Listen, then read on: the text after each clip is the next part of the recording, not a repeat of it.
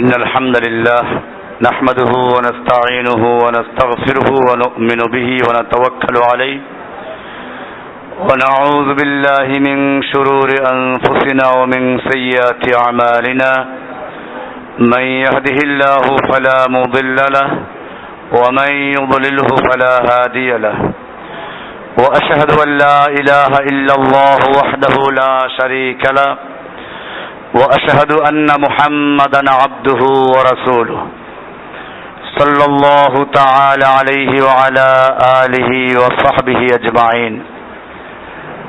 আল্লাহ সুবহানাহু ওয়া তাআলার মহান দরবারে লাখো শুকরিয়া জ্ঞাপন করছি, যিনি আমাদেরকে জুমার সালাতের পরে আবারও দিনের কিছু এলেম অর্জন করার জন্য বসার তৌফিক এনায়েত করেছেন। এজন্য বলি আলহামদুলিল্লাহ। আমরা আলোচনা পেশ করছিলাম তাওহীদের শর্তাবলী নিয়ে। শর্ত এমন এক জিনিস যেগুলো কোনো জিনিসের আগে পূরণ করতে হয়। যেমন সালাতের জন্য শর্ত হচ্ছে উযু। উযুবিহীন সালাত হয় না, উযু আগে করতে হয়। ঠিক এরকম ভাবে একজন লোক যে কোনো ইবাদত করার পূর্বে শর্ত হচ্ছে ঈমানদার হওয়া। ঈমানের মূল ভিত্তি হচ্ছে তাওহীদ, আর এই তাওহীদের 7টি শর্ত রয়েছে। আমরা ইতিপূর্বে 4টা শর্ত আলোচনা করেছিলাম। আজকে 5ম শর্ত as-sidq, সততা, সত্যতা।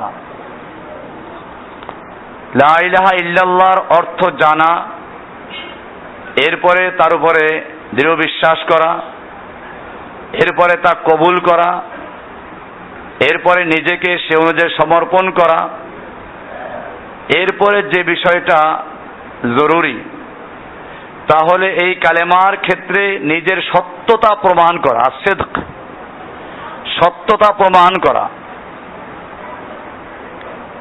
এজন্য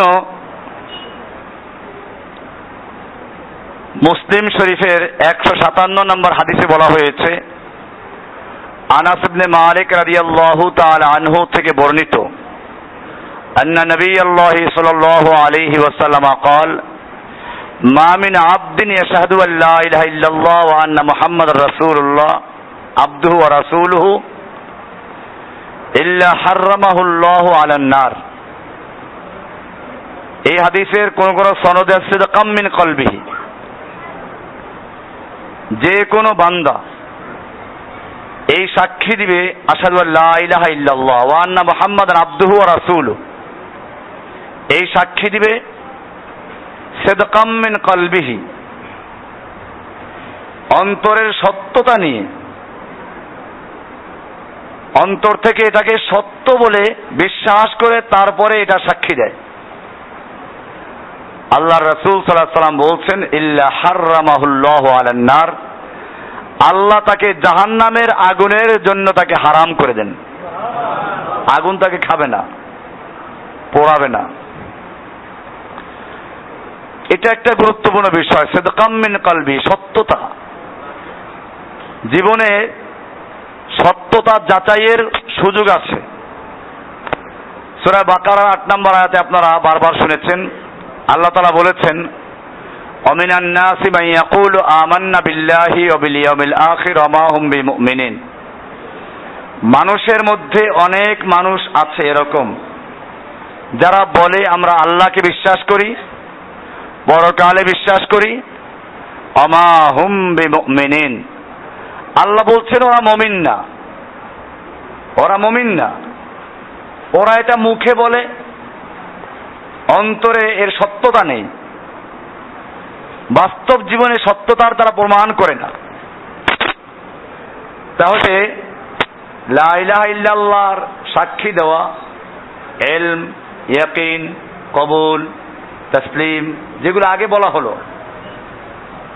এগুলোর সাথে একটা গুরুত্বপূর্ণ বিষয় হচ্ছে সিদকান মিন কলবিহি, সত্যতা প্রমাণ করা। আর এই সত্যতার বিষয়টা আসে কখন? যখন মোকাবেলা আসে, বিপরীত জিনিস আসে। মন চায় ভোর রাতে তাহাজ্জুদ পড়তে উঠবো না, আর আল্লাহর ইচ্ছা হলো তাহাজ্জুদ পড়ো।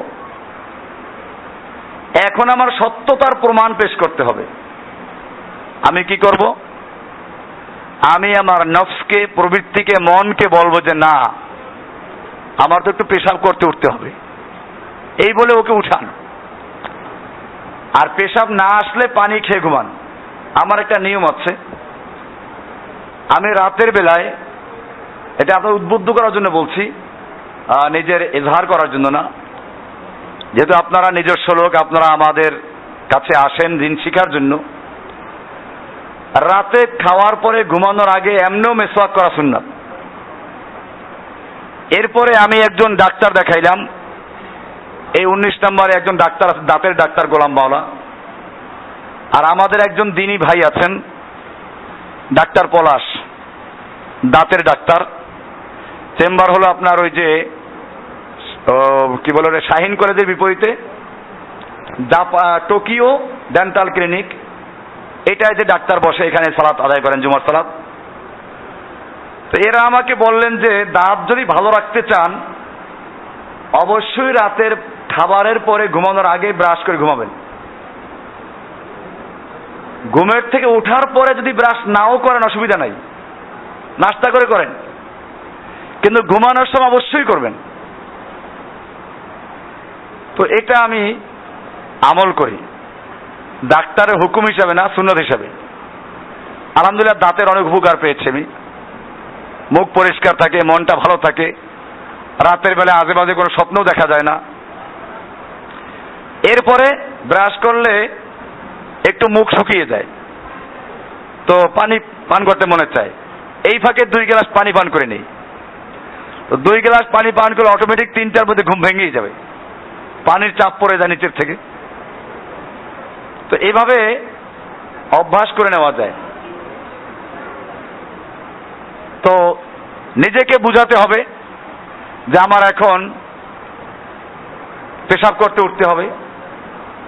উঠলেন, পেশাব করার পরে চিন্তা করে উঠলাম তো একটু উজু করে নেই, মন চাবে না তাড়াতাড়ি ঘুমাই গিয়ে, ঘুমটা এখনো যায় নাই। উজু করার পরে এখন আর শয়তান সুযোগ নেই ধোকা দেওয়ার, যে একটু 2 রাকাত পড়ে নেই, তারপর আরো 2 রাকাত, আরো 2 রাকাত, আরো 2 রাকাত, 8 রাকাত পর্যন্ত পড়েন। এরপরে ভেতর পড়ে নেন। যারা তাহাজ্জুদের সালাত আদায় করবে তাদের জন্য উত্তম হচ্ছে ভেতরের সালাতকে সর্বশেষে আদায় করা।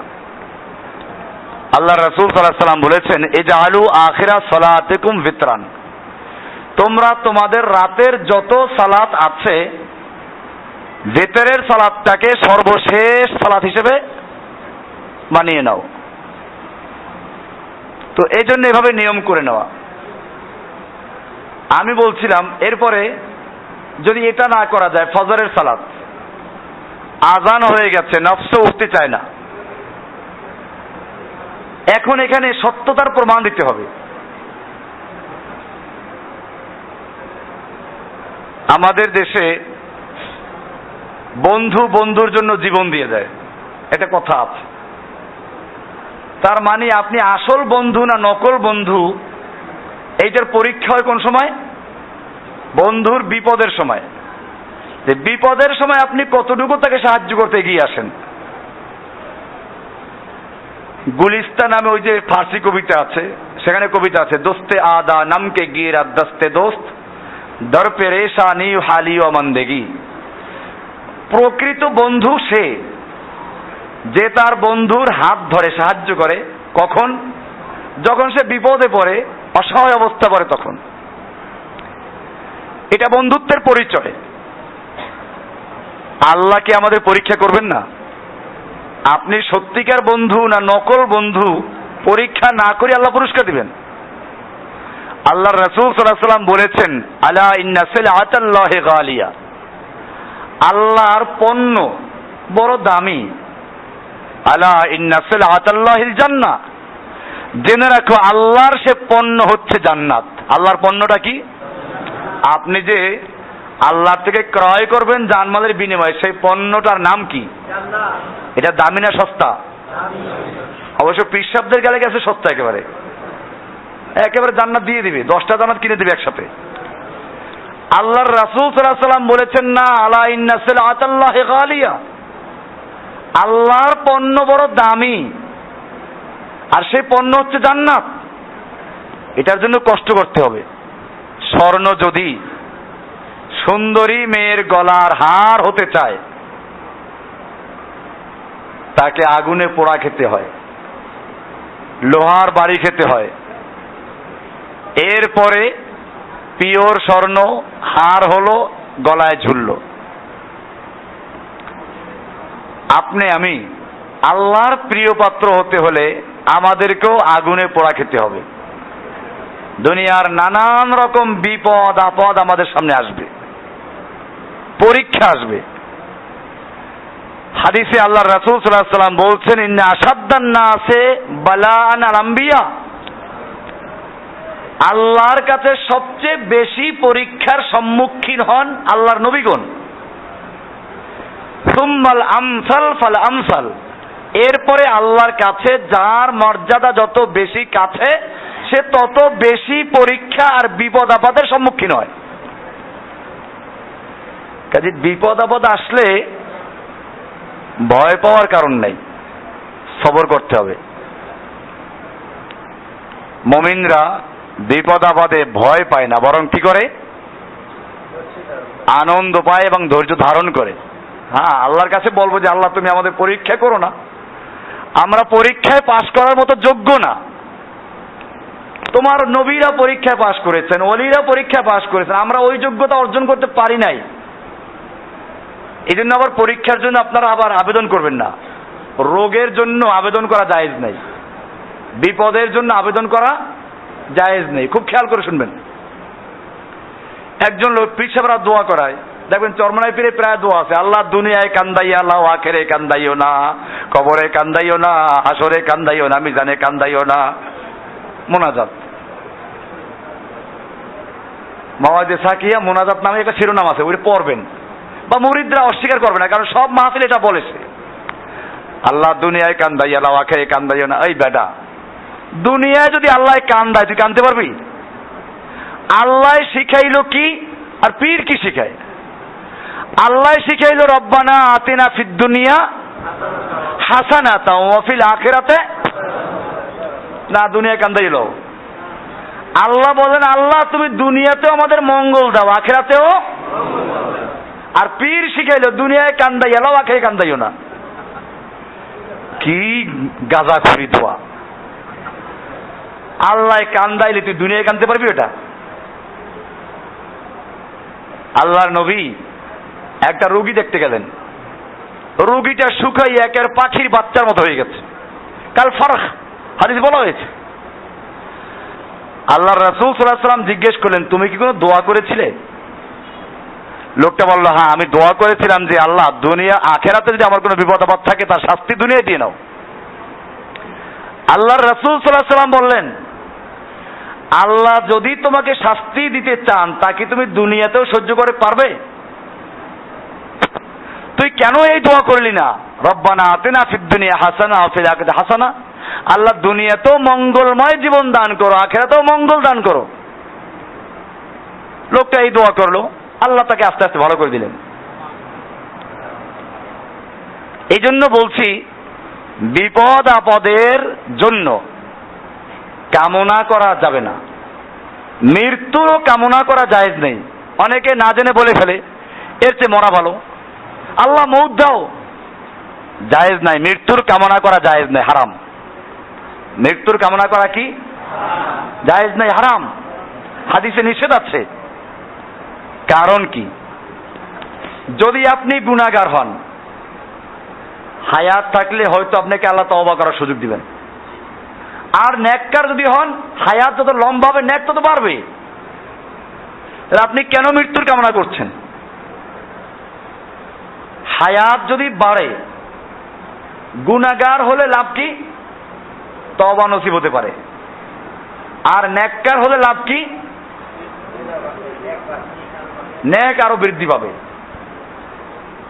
তো যে কথা বলছিলাম, পরীক্ষা নিরীক্ষার জন্য আল্লাহর কাছে আবেদন করা যাবে না, তবে যদি পরীক্ষা এসে যায় তাহলে আল্লাহর বিরুদ্ধে অভিযোগ করা যাবে না, ধৈর্য ধারণ করতে হবে, আল্লাহর কাছে আবেদন করতে, দোয়া করতে হবে। এটা হলো বিপদের সময় পরীক্ষা হবে। আর যদি ছেলে মারা গেল, অভিযোগ করলো আল্লাহর কাছে, আল্লাহ আর দেখলো না আমার ছেলেটাকে পাইলো,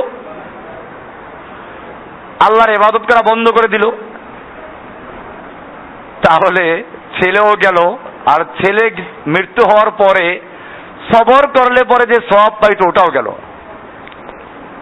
এক লোক তার সন্তান মারা গেলে পরে কবরের উপরে গিয়েছে একেবারে গম্বুজ তৈরি করে কান্নাকাটি জুড়ে দিল। আর কয়দিন কানবে? একদিন, 2 দিন, 3 দিন কান্নাকাটি করে ওখান থেকে গুটিয়ে চলে গেছে। তো আওয়াজ আসলো, একজনে বলছে এই লোকটা যা হারিয়েছিল তা কি পেয়েছে? তো আর একজনে বলছে না, যা হারিয়ে গেছিল তা তো পাই নাই, বরং সবর করলে যে সওয়াব পেত তাও সে হারিয়েছে। এই জন্য আমরা খেয়াল করব, সিদকাম মিন কলবিহি, সত্যতা, বাস্তবায়ন, এই পরীক্ষা আমাদের জীবনে আসবে। আর মূলত আল্লাহ তাআলা কাফেরদেরকে তৈরি করেছেন মুমিনদের ঈমানের পরীক্ষা নেওয়ার জন্য। প্রত্যেকের মধ্যে রাগ আছে, এই রাগটা অপাত্রে ব্যবহার করে নাকি আল্লাহর নির্দেশ মতো ব্যবহার করে? আল্লাহ তাআলা কোরআনে বলেছেন ওয়ায়াশফি গায়যা কুলুবিল মুমিনিন। আল্লাহ তাআলা কাফের সৃষ্টি করেছেন কি জন্য? মুমিনরা কাফেরদেরকে হত্যা করে তাদের অন্তরের যে রাগ এটা নির্বাপিত করবেন। এই জন্য আমরা খুব খেয়াল রাখবো, সিদকাম মিন কলবিহি। আজকে এটা আলোচনা করা হলো। আল্লাহ সুবহানাহু ওয়া তাআলা আমাদের সকলকে বিষয়গুলোকে বুঝার এবং আমল করার তৌফিক দান করে, আমিন। একটাই আলোচনা করলাম, কারণ লম্বা করলে পরে প্রশ্ন উত্তর অনেক লম্বা হয়ে যায়। এবারে প্রশ্ন উত্তর। আর যারা দূর থেকে এসেছেন, ঢাকায় থাকেন তা না, অনেকে দূরের থেকে আসেন দেখা করার জন্য, তারা এখানেই দাঁড়াইয়া নিজের পরিচয় দিবেন, নাম, কোত্থেকে আসলেন, এতটুকু পরিচয় কি করেন, তাহলে সবার সঙ্গে আমার একার সঙ্গে পরিচয়, সবার সঙ্গে পরিচয় হলো। আর দাওয়াতের কাজ করতে গিয়ে আপনারা কি সমস্যার সম্মুখীন হন, সংক্ষিপ্ত করে 2-1 কথায় এটা বলতে পারেন। বেশি বললে তো অন্যরা সুযোগ পাবে না। তো আমি খেয়াল করছি যে যেহেতু আমি পরে যখন দেখা করতে সময় দেই, তো এখানে এসে একই অবস্থা, ভিড় করে আবার প্রশ্ন করা শুরু করে। প্রশ্নই যখন করবেন তাহলে সবাই সামনেই করেন। তো এটা খেয়াল রাখবো। আজকের থেকে দেখা করার সুযোগটা অন্যভাবে, আপনি দাঁড়াইয়া নিজের নাম বলবেন, কোত্থেকে আসলেন তা বলবেন, এবং আপনার কোনো বক্তব্য থাকলে ছোট্ট আকারে বলবেন। যে আজকে প্রশ্ন করবেন কে কে, হাত তুলেন একটু। 1 2 3 4 5 6 7 8 9 10 11 12 13 14 15 16 17 18 19 20, 20 জন, 20-21 জন হবে আর কি। তো সবাই সংক্ষিপ্ত আকারে প্রশ্ন করবো। এদিক থেকে, ডান দিক থেকে শুরু করেন। জি বলেন, ডান দিকের কে ছিল? একেবারে ডান দিকে একদম ছিল না, আর কে বলেন? জি বলেন। আপনি যশোর থেকে আসছেন না ঢাকা থাকেন? আচ্ছা বলেন। হ্যাঁ, মাশাআল্লাহ। সূরা ফাতিহার শেষে দলিন পড়ব না জল্লিন পড়ব? এই প্রশ্ন আগে এসেছিল, উত্তর দেওয়া হয়েছিল। তারপরে যেহেতু আবারও প্রশ্ন আসছে, আবার বলছি, দলিন জল্লিন বিষয় না। বিষয়টা হচ্ছে বদ একটা অক্ষর, আরবি অক্ষর। আরবি অক্ষর উচ্চারণ কেমনে হয় আমরা আরবদের থেকে শুনবো। এটা কোরআনের বিষয় না, এটা অক্ষরের বিষয়, আরবি ভাষার বিষয়। আমরা বাংলা ভাষায় যদি কোনো অক্ষর উচ্চারণ কেমনে হবে এটা তালাশ করবো বাংলা ভাষার পণ্ডিত যারা, রবি ঠাকুর, শ্রীকান্ত, অমুক ভট্টাচার্য, এদের কাছে যেতে আপত্তি নাই, কারণ ভাষার সম্পর্কের সাথে। তো এই জন্য আমরা আরবদেরকে শুনবো তারা দলিন পড়ে না জল্লিন পড়ে। এখন দুনিয়া সহজ হয়ে গেছে, টেলিভিশন থেকে অন্যগুলো না দেখলে এটা তো শুনতে পারেন। বল্লিন পড়ে কিনা, সুদাইসের পড়া আছে, মক্কার হারামের পড়া সবসময় দেখা যায়। এখন পিস টিভিতেও নাকি মক্কা মদিনার সালাত দেখায়, আপনারা শুনবেন স্পষ্ট হয়ে তারা বলে গায়রিল মাগদুবি আলাইহিম ওয়াদ-দাল্লিন। আসলে অক্ষরটা হচ্ছে বদনা জওনা মাঝামাঝি, কিন্তু উচ্চারণ কঠিন, সেই জন্য কেউ বানাইছে দদ, কেউ বানাইছে জদ, দুইটাই ভুল আসলে, দুইটাই। তারপরেও একেবারে জাল্লিন পড়াটা ভুল বেশি দল্লিন পড়ার চেয়ে, কারণ এটা দদের দিকে বেশি আকৃষ্ট থাকবে। জাল্লিন পড়াটা আমি ভুল মনে করি, যেহেতু আরবদেরকে আমি কাউকে শুনি নাই জল্লিন পড়তে। আরবে যারা ছিলেন, যারা আছেন, এখন দুনিয়ার বিভিন্ন প্রান্ত থেকে যারা টিভিতে দেখেন, তারা খেয়াল করে শুনবেন, আরবরা যেভাবে পড়ে আপনি সেভাবে পড়বেন। আর আমি যতটুকু শুনেছি আরবদেরকে, বহুবার রমজানে আমি ছিলাম ওখানে, তারাবি পড়েছি, ফরজ পড়েছি মক্কাতে মদিনাতে, এই দুই মসজিদের বাইরেও, তো তারা সকলে বল্লিনই পড়ে, জল্লিন কেউ পড়তে শুনি নাই। এটা এইটাই সঠিক। জি, এরপরে জি, আচ্ছা, কচুঘাট থেকে আসছেন আমাদের এক ভাইজি, বলেন। হ্যাঁ, খেলা পেশাদার খেলোয়াড় হওয়া জায়েজ কিনা? কিছু কিছু খেলা জায়েজ আছে। এখন সেই ধরনের খেলা যদি হয়, ক্রিকেট খেলা সম্পর্কে ওলামাদের দুই রকম মত আছে। কারণ হচ্ছে মুমিনদের প্রত্যেকটা কাজের পিছনে একটা ঈমানি উদ্দেশ্য থাকবে। এখন ক্রিকেট খেলার উদ্দেশ্য যদি এই হয় হাত মজবুত করা, এরপর আরো কিছু মারার প্রশিক্ষণ নেওয়া, আলহামদুলিল্লাহ জায়েজ। আর যদি উদ্দেশ্য হয় মানুষের বাহবা অর্জন করা, এবং এর মাধ্যমে সালাতের খবর থাকে না, নিজের সালাত নষ্ট হয়, অন্যদেরটাও নষ্ট হয়, এরকম যদি এরপরে খেলোয়াড় বড় হলে নারীদের প্রস্তাব আসে, সেক্ষেত্রে আরো বাড়তি সুযোগ সুবিধা আছে। এ জাতীয় যদি হারাম কাজে লিপ্ত হওয়ার আশঙ্কা থাকে, তাহলে যেই কাজ মানুষকে হারামের দিকে নিয়ে যায় ওটা নিজেও হারাম, যে কাজের পরিণতি হারাম সে কাজটাও হারাম। এই হিসাবে আপনার কি আছে, ফুটবল খেলা আমাদের ছেলেরাও খেলে, আমি ছাত্রদেরকে ফুটবল কিনে দিয়েছি, এখানে ছেলেরা ফুটবল খেলে, ছাত্র যারা এখানে আমাদের এখানে আছে খেলে, ক্রিকেট খেলে। ওরা তো এরকম কিছু না, ওরা শরীর মজবুত করা, যদি কোনোদিন আল্লাহর জমিনে আল্লাহর দিন কায়েমের জন্য বাতিলের মোকাবেলা করতে হয়, তাহলে জন্য কি করতে পারে, এমন না হয় যে আমাকে হুজুরেরা মাশাআল্লাহ এত বড় বুজুর্গ মুরগি জবাই করতে ভয় পায়। আরে এত নরম শরীর, মেয়ে লোকের চেয়েও হাতটা বুজুর্গের নরম, এরকম যেন না হয়, হাতটা যেন কুফারা টের পায় যে কত শক্ত। এরকম যে উদ্দেশ্য থাকে আলহামদুলিল্লাহ জায়েজ। এটা আমার যেটা বুঝে আসলো, হাদিসে বলা আছে আল্লাহ রাসূল সাল্লাল্লাহু আলাইহি ওয়াসাল্লাম লা সাবাকা, প্রতিযোগিতা জায়েজ নেই, ইল্লা ফি নাসলিন আও কুফিন আও হাফির, তবে তীর পরিচালনা করা, তীর চালানো ছিল, আগে তীরের যুদ্ধ ছিল, তীরের খেলা প্রতিযোগিতা জায়েজ ছিল, ঘোড়ার দৌড় জায়েজ ছিল, কারণ ঘোড়া যুদ্ধে ব্যবহার হতো, উটের দৌড় জায়েজ ছিল, কারণ উট যুদ্ধে ব্যবহার হতো। যেহেতু ওই প্রতিযোগিতা খেলা জায়েজ ছিল, পুরস্কার দেওয়া হতো, সুতরাং প্রতিযোগিতামূলক খেলাও জায়েজ, যদি সেই খেলার মধ্যে উদ্দেশ্য থাকে ইসলামের উপকার করা এবং কোনো নাজায়েজ জিনিস সংশ্লিষ্ট না থাকে। আল্লাহু আলাম। জি,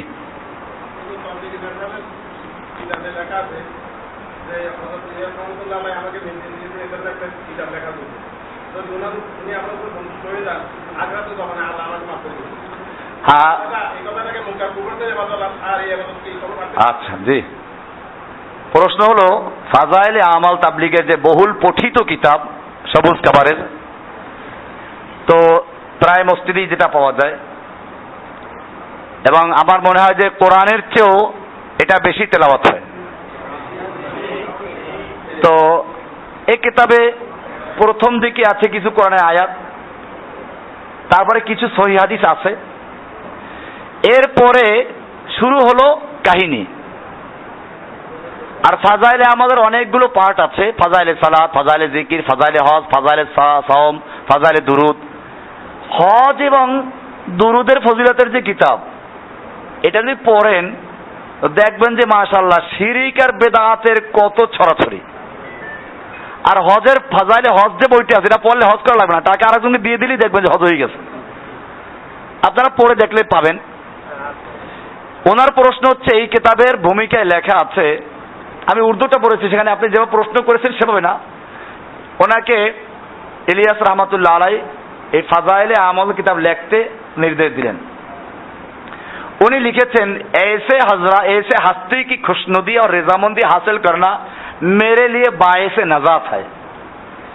এই মহান বুজুর্গের সন্তুষ্টি অর্জন করা আমার জন্য নাজাতের উসিলা।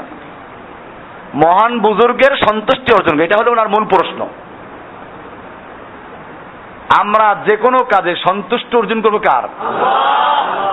আল্লাহ রাসূল সাল্লাল্লাহু আলাইহি ওয়াসাল্লাম দোয়া করতেন, আল্লাহুম্মা ইন্না নাসআলুকা রিদাকা ওয়াল জান্নাহ। হে আল্লাহ, আমি তোমার কাছে তোমার সন্তুষ্টি এবং জান্নাত চাই। ওয়া নাউযু বিকা মিন সাখাতিকা ওয়ান নার, আর তোমার অসন্তুষ্টি এবং তোমার জাহান্নামের শাস্তি, আগুনের শাস্তি থেকে আমি তোমার কাছে মুক্তি চাই। কার সন্তুষ্টি? আল্লাহ সন্তুষ্টি। আল্লাহ সন্তুষ্টি চাইতে বলা হয়েছে। এমনি ভাবে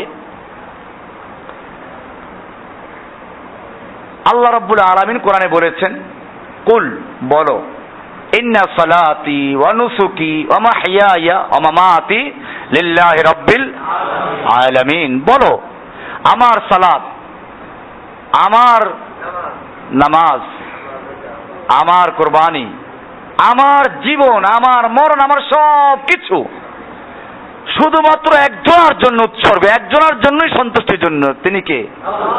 লিল্লাহি রাব্বিল আলামিন। এটাই কোরআন এবং হাদিসের থেকে বলা হয়েছে। কোন মানুষকে সন্তুষ্ট করা কোন ন্যাক আমলের দ্বারা সরাসরি জায়েজ নেই। তবে একটা জিনিস খেয়াল রাখবেন, এটাকে ডাইরেক্ট আবার শিরকও বলা যায় না। এই জন্য দেখেন, একটা হাদিসে আসছে, রিদাল্লাহি ফি রিদাল ওয়ালিদাইন, আল্লাহর সন্তুষ্টি পিতা মাতার সন্তুষ্টির মধ্যে নিহিত। এই হাদিসটা সহিহ হাদিস। পিতা মাতাকে সন্তুষ্ট করার জন্য বলা আছে। তো পিতা মাতাকে সন্তুষ্ট করব কোনো ন্যাক আমলের ইবাদতের মাধ্যমে না, তাদের খেদমত করে, তার ভালো কথা বলে, এই হিসাবে যদি মানুষের সন্তুষ্টি অর্জন করা হয় সেটা জায়েজ। এবং এর মাধ্যমে এটা কি জন্য? আল্লাহর নির্দেশ, পিতা মাতাকে ভালোবাসো। কার নির্দেশ? এটা আল্লাহর জন্যই। আমি পিতা মাতাকে ভালোবাসবো কার জন্য? আল্লাহর জন্য। আল্লাহ বলেছেন পিতা মাতার খেদমত করো, তাদের সাথে ভালো কথা বলো। আমি আল্লাহর ওই নির্দেশ পালনের জন্য পিতা মাতাকে সন্তুষ্ট করছি, তাহলে এটা কার জন্য হচ্ছে? আমি আমার সন্তানকে ভালোবাসছি কার জন্য? স্ত্রীকে ভালোবাসবো কার জন্য? আল্লাহর জন্য। তাহলে মুমিনদের যাবতীয় ভালোবাসা, যাবতীয় সন্তুষ্টির কেন্দ্রবিন্দু হবেন কে? কোন মানুষকে যদি আমরা সন্তুষ্ট করি তাও করবো কার জন্য? এটা হলো মুমিনদের কাজ। আর এর বিপরীত যদি হয়, বুজুর্গের সন্তুষ্টি করে তারপরে আল্লাহ সন্তুষ্টি, বুজুর্গের সন্তুষ্টির জন্য মূলভাবে কোনো কাজ, মৌলিকভাবে কোনো কাজ করা, এটা জায়েজ নেই। তারপরও আমি এক্ষেত্রে মুতাদিল, মধ্যম পন্থা অবলম্বন করছি, যেহেতু এটা ফতোয়ার বিষয়। এক্ষেত্রে আমার মুখে দ্বারা এমন কোনো কথা বের না হোক যার দ্বারা বাড়াবাড়ি হয়ে যায়। এই কথাটাকে নিয়ে আপনারা বেশি বাড়াবাড়ি করা ঠিক হবে না, কারণ এটাকে ভালো দিকে নেওয়া যায়, ব্যাখ্যা করা যায় যে এটার উদ্দেশ্য এই যে ওই বুজুর্গের সন্তুষ্টি তো ওই আল্লাহ তাআলা নেককারদের সন্তুষ্টি করতে বলেছেন। ওই আল্লাহর যেরকম পিতা মাতার সন্তুষ্টি অর্জন করি কি জন্য? আল্লাহর নির্দেশ পালন করার জন্য। আল্লাহ ওয়ালাদের সন্তুষ্টি অর্জন করতেছি আল্লাহকে সন্তুষ্ট করার জন্যই, আল্লাহর নির্দেশ মেনে। তারা তাবিল করে করবে, এইভাবে তারা এটা জায়েজ করতে পারে। আর জায়েজ করলে তো তাদের নিয়তের মধ্যে আমরা ঢুকি নাই। বাকি বাহ্যিকভাবে এই জিনিসটা লেখা আমি পছন্দ করি না, ঠিক হয় নাই বলি। তবে এটাকে ডাইরেক্ট শিরিক বলা যাচ্ছে না, যেহেতু এটার একটা ব্যাখ্যা করার সুযোগ আছে। জি, এরপরে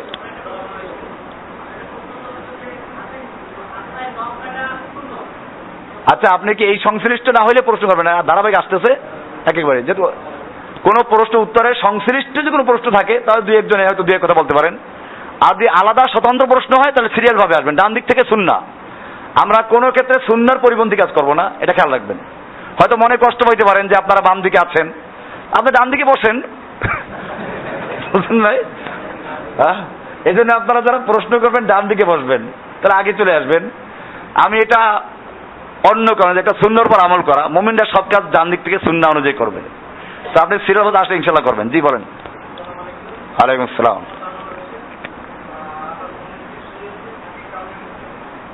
আসলে কামরাঙ্গি চটে ভাই আসেন, শরীয়তপুর বাড়ি। জি বলেন। জি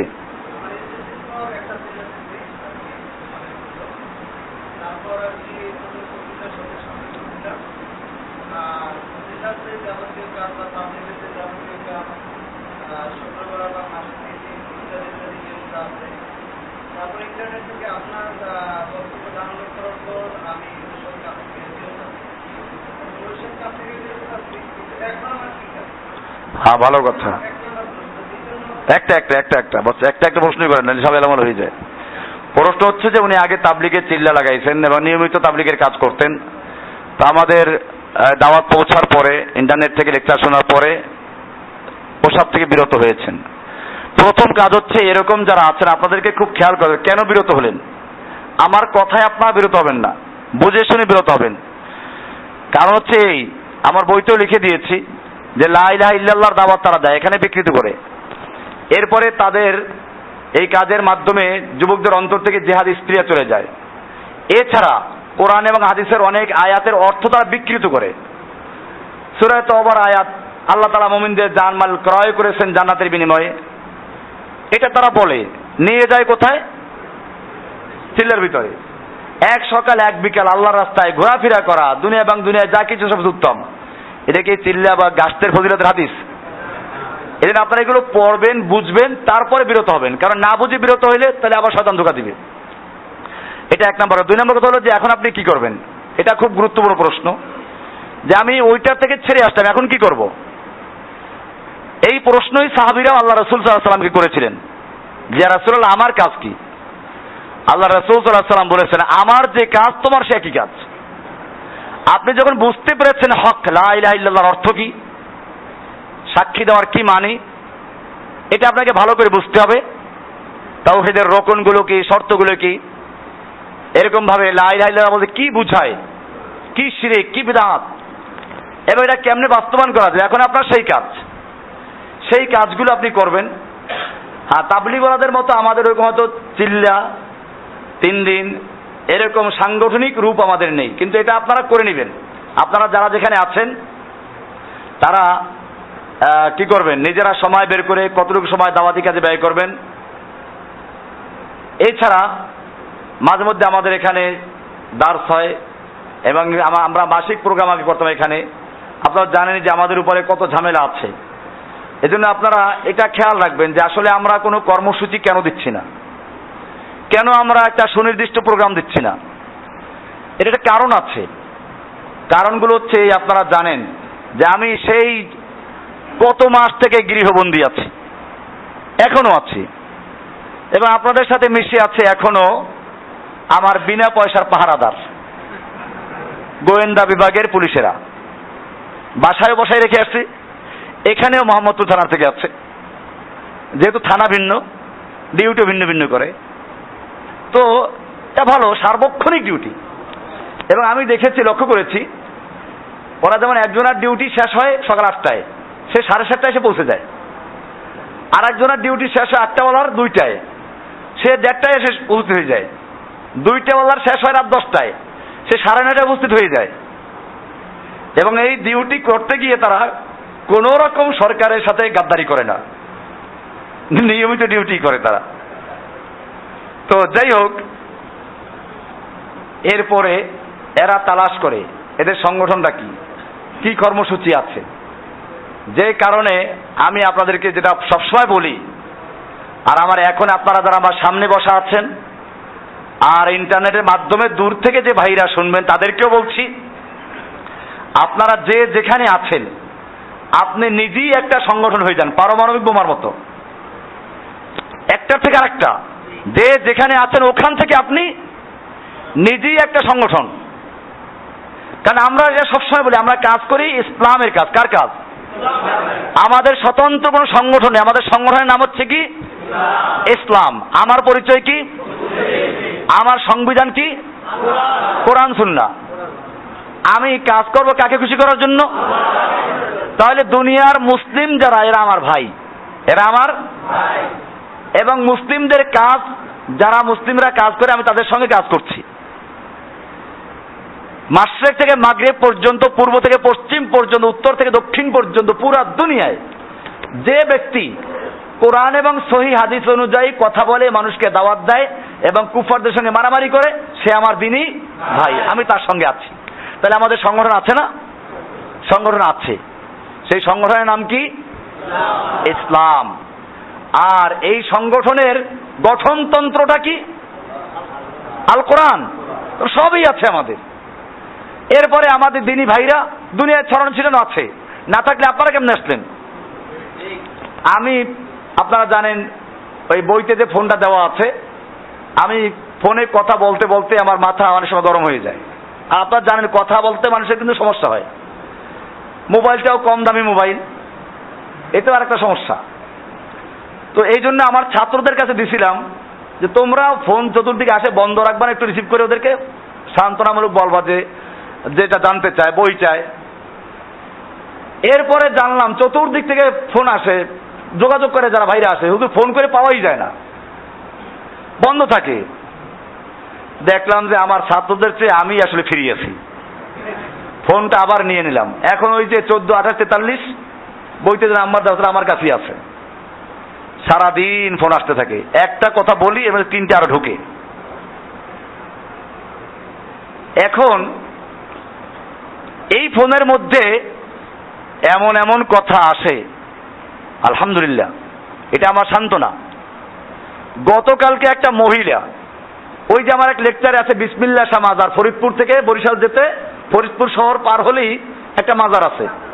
ওই যে বলছিলাম গাড়ি থামাইয়া তারপর পয়সা আদায় করে।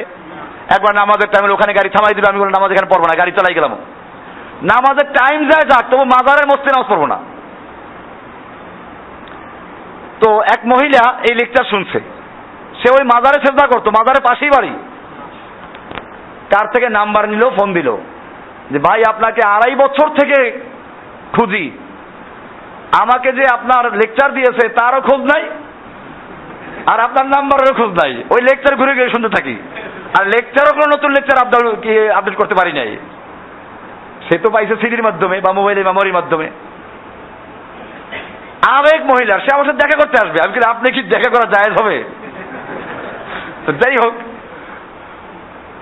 আমি দেখলাম এরকম, আপনাদের আগেও বলেছিলাম, সেই আঙ্গরপোতা দহগ্রাম 3 বিঘা পার হইয়া ভিতরে, ইন্ডিয়ার ভিতরে যে একটা ইউনিয়ন আছে মুসলমানদের, বাংলাদেশের, সেখানে বাঁশের বেড়ার আড়াল থেকে মহিলারা কথা বলল। সারাদিন তারা ওই লেকচার শুনে, তারা আমাদের মার কাছে সন্তান দিতে চায়। তো এটা কি প্রমাণ করে না যে আলহামদুলিল্লাহ আপনাদের ভাইরা পুরা দুনিয়ায় ছড়াই আছে? বহির্বিশ্ব থেকে ফোন আসে, অনেক ভাইয়েরা, অনেক রাষ্ট্র এরকম, যে রাষ্ট্রগুলো আমি নামও জানি না, হয়তো জীবনে শুনছি কিনা তাও সন্দেহ। এরকম বহু দেশের থেকে ফোন আসে, ওইখানে বসে তারা লেকচার শুনে। এই সবগুলো আপনাদের অপরিচিত ভাই। পরিচয় হবে কোথায়? ইনশাআল্লাহ জান্নাতে। কাজী এক কথায় একটু লম্বা করে ফেলেছি উত্তরটা, যেহেতু এই প্রশ্ন অনেকের। আমরা কি করব? সংগঠন দেন, কাজ দেন। না, সংগঠন দিলে আমার এই কাজ আর চলবে না। তখন কুফফাররা ওই সংগঠনটাকে জড়াই ফেলবে। আর কুফফারদের আগে আমাদের টুপিদাড়িওয়ালা কুফফাররা বেশি ক্ষতি করে। আপনারা জানেন আমি যে বর্তমান যে ঝামেলা আছি, এই ঝামেলার জন্য সবচেয়ে বড় দায়ী এই এলাকার কিছু মাদ্রাসার প্রিন্সিপাল বনাম প্রিন্সিপাল, আর কিছু মসজিদের ইমাম বনাম পেট পূজারি মুর্দার খোররা। তারা সরকারের কাছে উচ্চ পর্যায়ে, তাদের হাতে মন্ত্রী মিনিস্টার আছে, মন্ত্রীদের মিলাদ পড়ে, এই মন্ত্রীদের মাধ্যমে, মিনিস্টারদের মাধ্যমে উচ্চ পর্যায়ে খবর পৌঁছেছে এদের কাছে বিপুল বিধ্বংসী ইরাকের সাদ্দামের চেয়েও বেশি অস্ত্র এদের কাছে আছে। এই জন্য দেখেন না ওই সেই জুন মাসের লাস্টের দিকে যে পুলিশ কেমনে আসলো এখানে? বিপুল বিধ্বংসী অস্ত্র এখানে আছে, ব্যাপক অস্ত্র শস্ত্র আছে। হ্যাঁ, বুঝি নাই? আরে ওরা কে সেটা বলছে নাকি? এই জন্য এরা এসে অস্ত্র তালাশ করেছে, কারণ রিপোর্ট দিয়েছে যারা মসজিদের ইমাম, মাদ্রাসার মুহাদ্দিস, মুফতি, এরকম টুপি দাড়িওয়ালা লোকেরা মিথ্যে কথা বলতে পারে, এটা তো পুলিশরা কল্পনা করে নাই। পুলিশরা দাড়ি কামায়, নামাজ হয়তো মাঝে মধ্যে পড়ে, কিন্তু হুজুরেরা যেরকম মিথ্যে বলতে পারে এই কল্পনা পুলিশরা করে নাই। তো যে কারণে তারা সরল মনে আসছে এখানে তালাশ করতে, এসে দেখে কিচ্ছু নাই। আশ্চর্য হবেন, এই জনের ওসি যখন ওই সাইডে গেছে, ওসি পাগল হয়ে গেছে। যে কয়জন ছিল ওখানে তারা কানে শুনছে, কি কি অস্ত্র পাওয়া গেছে, কি কি অস্ত্র পাওয়া গেছে, কত পরিমাণ পাওয়া গেছে, পাগল হয়ে গেছে। পরে ওই সময় যে ওসি ছিল মোহাম্মদ, সে ডাক দিয়ে পাশে নিয়ে কি কি কানে বললো, তার মানে বলে বুয়া কিচ্ছু নাই এখানে। তো আমাদের শত্রু তো পুলিশ না, র্যাব না, বরং আমি বলি এখন তো ইহুদি খ্রিস্টানদের চেয়েও বড় শত্রু আমাদের ঘরে। এরা পারলে ইহুদি খ্রিস্টানদের সঙ্গে আঘাত করে তারপরে আমাদের ক্ষতি করবে, এবং তাই হচ্ছে। আপনারা আশ্চর্য হবেন, এই দেশের কয়েকটা বড় বড় মাদ্রাসার প্রিন্সিপাল এবং মুফতি এরা সিঙ্গাপুর গিয়ে রয়ের যে প্রধান তার সঙ্গে বৈঠক করেছে, আর মাদ্রাসা থেকে ছুটি নিয়ে গেছে। কি বলে? ওমরায় যাই। কোথায় যাই? ওমরায় যাই, এই কথা বলে ছুটি নিয়ে চলে গেছে সিঙ্গাপুরে রয়ের এজেন্টদের সাথে বৈঠক করার জন্য। কিভাবে বাংলাদেশে ওদের এজেন্ট বাস্তবায়ন করা যায়, জঙ্গিবাদ বিরোধী প্রোগ্রাম বাস্তবায়ন করার ফর্মুলা তৈরি করার জন্য গেছে। কোথায়? এটা যখন পরে মাদ্রাসাওয়ালা জানছে, তো এরকম একজন মুফতির চাকরিও চলে গেছে। বাংলাদেশে বড় বড় যে মুফতি কোর্সগুলো আছে, হয় যেখানে 4-5টা আছে, মধ্যে একটা নামটা আর বললাম না, খোঁজ নিয়ে দেখবেন ইনশাআল্লাহ। ভাইরা আমার, আমাদের আশপাশে একজন গেছে, এই মোহাম্মদপুর এলাকার থেকেও একজন বড় প্রিন্সিপাল চলে গেছে। কোথায়? সেখানে। এবং তিনি এখন বর্তমান সরকারের সবচেয়ে বড় আস্থা ভাজন। তার বাপও বড় আলেম ছিল, এতটুকু বলে দিলাম আর কি। এরকম কারবার চলছে। কাজেই এই ক্ষেত্রে আমাদের কাজ করতে সাবধানতা অবলম্বন করতে হবে। আপনারা যে যেখানে আছেন, আপনারা এক একটা পরমাণু, যেখান থেকে ওখান থেকে আরো কয়েক লাখ তৈরি করবেন। এই জন্য আপনার অস্ত্র কি? আমি যেরকম ভাবে কোরআন সুন্নাহর দলিল দিয়ে বলি, আপনি ওরকম আমার দলিল না দিয়ে কিসে দলিল দিবেন? তাহলে আপনাকে কেউ জিজ্ঞেস করবে না তুমি কার থেকে শুনছো, গুলো কোরআন থেকে পড়ছি। আপনাকে কেউ জিজ্ঞেস করবে তুমি কার মুরিদ, এটা প্রশ্ন। কার মুরিদ? আপনি বলেন আমি আল্লাহর রসুল মুহাম্মদ সাল্লাল্লাহু আলাইহি ওয়াসাল্লামের মুরিদ। তুমি কার মাযহাব মানো? আমি আল্লাহর নবী মুহাম্মদ সাল্লাল্লাহু আলাইহি ওয়াসাল্লাম মাযহাব মানি, যার মাযহাব সাহাবীরা মেনেছেন, যার মাযহাব 4 ইমামরা মেনেছেন, যার মাযহাব ইমাম বুখারী, মুসলিম, তিরমিজি, নাসাই সবাই মেনেছেন, আমি ওই লোকের মাযহাব মানি, তিনি মুহাম্মদ সাল্লাল্লাহু আলাইহি ওয়াসাল্লাম। তুমি কার তরিকা মানো? আমি মুহাম্মদ সাল্লাল্লাহু আলাইহি ওয়াসাল্লামের তরিকা মানি। কোন অসুবিধা আছে কিছু? কাজ চালাই যান। জি, এরপরে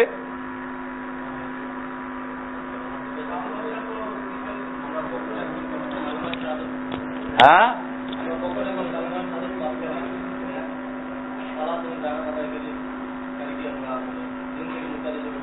কাফের বলবো না। হ্যাঁ, মানে প্রশ্ন হচ্ছে যে হাদিসে আসছে, সহিহ হাদিস, লা ইলাহা ইল্লাল্লাহ যে বলল সে মুমিন। ঠিক আছে? এরপরে মান সাল্লা সালাতানা ওয়াস্তাকবালা কিবলাতানা ওয়া আকালা যাবিহাতানা ফাযালিকাল মুসলিম, যে আমাদের কিবলা, আমাদের সালাতের মতো সালাত আদায় করলো, আমাদের কিবলার দিকে ফিরে সালাত আদায় করলো, আমাদের জবেকৃত পশু খায়, সে মুসলিম। তাকে অপমান করা যাবে না, হত্যা করা যাবে না, তাকে তাকফির করা যাবে না। এটা হলো প্রশ্ন।